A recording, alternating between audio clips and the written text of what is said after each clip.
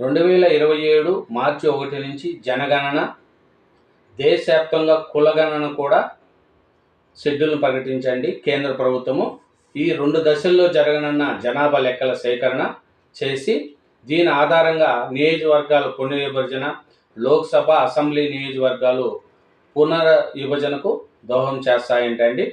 దేశవ్యాప్తంగా జనాభా లెక్కలకు సేకరణకు కేంద్ర ప్రభుత్వం ముహూర్తము ఖరారు చేసింది.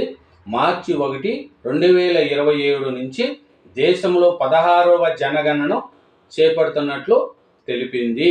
దీని ద్వారా అసెంబ్లీలు కావచ్చు, లోక్సభ స్థానాలు కావచ్చు పెంపునకు ఉపయోగపడుతుంది.